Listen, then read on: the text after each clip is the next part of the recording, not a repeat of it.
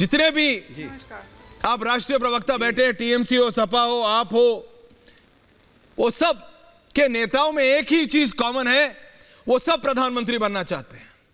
लेकिन जैसे मैंने कहा, इसी चाह के चलते वो एक साथ नहीं आ पाते। आपसे मैंने पहले भी पूछा अनुराग भदौरिया जी, आपने कहा ऐश्वर्या जी आप मत परेशान हो, 30 सेकंड लगेंगे, चट चट चट हम सब एक साथ आ जाएंगे। अनुराग भदौरिया, ये आप मेरे से बेहतर समझते हैं कि कर्नाटक के इलेक्शन के बाद कांग्रेस समझ रही है कि अब उसे रीजनल प्लेयर्स की जरूरत ही नहीं है। और अभी आम आदमी पार्टी के विधायक बैठे हैं, वो ऑन एयर माने या नहीं माने मैं नहीं जानता, लेकिन वो एग्जैक्टली जानते हैं कि कांग्रेस के समर्थन के लिए उनको नीतीश बाबू के पास जाना पड़ा। नीतीश बाबू ने कांग्रेस से बात की, तब कांग्रेस ने बोला हाँ ठीक है कर देंगे। तो आपको सचमुच लगता है अनुराग भदौरिया जी, नहीं आप मुस्कुरा तो रहे, लेकिन आपको सचमुच लगता है कि आप सारे रीजनल प्लेयर्स एक साथ आ पाएंगे, और अगर आ भी गए तो टक्कर दे पाएंगे बीजेपी को? मुझे अनुराग भदौरिया से शुरू करता, समाजवादी पार्टी से जी।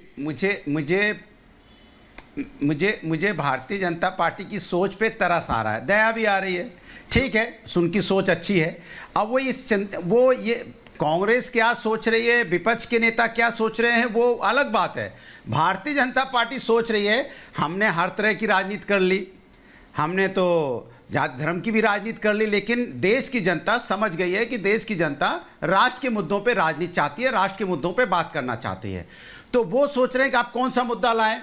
अब सोच रहे हैं चलो अब पार्टियों को आपस में लड़ाते हैं, वो उसकी नहीं बात मानेगा, वो उसकी नहीं बात मानेगा। तो मैं तो कहना चाहता हूं भारतीय जनता पार्टी, आपको जनता ने नकार दिया है, जनता ने तय कर लिया है कि 2024 में आपको नहीं लाना है।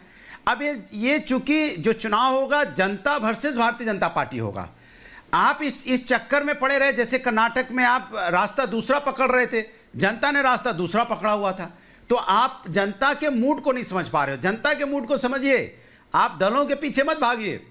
आप दलों के पीछे भागते रहोगे, जनता आपकी जमीन खसका देगी। इसलिए आप जनता के मुद्दों को समझने की कोशिश कीजिए कि महंगाई, बेरोजगारी, जनता के किसान जिनके साथ अन्याय हुआ है, वो मुद्दों पे चर्चा कीजिए। तो हो सकता है कि आपको कुछ सम्मानजनक सीटें आ जाएं। वरना आपके प्रवक्ता, आपके जो लोग हैं, जिस तरह की भाषा का इस्तेमाल अब टीवी चैनलों पे करने लगे हैं लगातार, तो देश की जनता देख रही है कि भारतीय जनता पार्टी के प्रवक्ता व्यक्तिगत हमला तो कर सकते हैं, पार्टियों पे भी व्यक्तिगत हमला कर सकते हैं, लेकिन जनता के मुद्दों पे बात करने से बचते हैं। जैसे अभी मैं सुन रहा था, एक बीजेपी के प्रवक्ता अभी राष्ट्रपति जी की तारीफ कर रहे थे, अंबेडकर साहब की तारीफ कर रहे थे। तो मैंने कहा अंबेडकर साहब की तारीफ तो हम कर ही रहे हैं, अगर इतना सम्मान करते हैं तो जो नया भवन आप बना रहे हैं, अंबेडकर जी की जयंती है, उस दिन आप उसका उद्घाटन कीजिए। और राष्ट्रपति जी का इतना अगर कांग्रेस और दूसरे दल नहीं सम्मान कर रहे थे, आप सम्मान कर रहे हैं, तो आप ही उन्हीं के हाथ से नए संसद भवन का उद्घाटन करवा दीजिए। दिक्कत क्या है इसमें? आप दूसरों का मुंह बंद करा दीजिए। फिर कह रहे थे कि मणिपुर की घटना पे जब उनसे पूछा गया तो कहते थे कि विपक्ष उसमें नकारात्मक राजनीति कर रहा है। तो मैं पूछना चाहता हूं, पश्चिम बंगाल में जब इस तरह की घटनाएं हो रही थी तो आप कौन सी राजनीति कर रहे थे? अब जब यहाँ पे हमने कहा बिहार में जब इस तरह की घटनाएं हो रही थी, रामनवमी के दिन इस तरह के दंगे हुए, तब आप कौन सी राजनीति कर रहे थे? आपकी जिम्मेदारी नहीं बनती थी आइए राष्ट्र के मामले में हम सब एक होकर अगर ऐसी कोई बात होती तो मिलकर हम उसकी सकारात्मक राजनीति करें। आप नकारात्मक राजनीति करते हो। अब देश की जनता नकारात्मक राजनीति नहीं चाहती है, वो सकारात्मक राजनीति चाहती है। अगर आप सकारात्मक राजनीति करने की बात आपको अब सोचनी पड़ेगी, क्योंकि जनता ने बोला है, जनता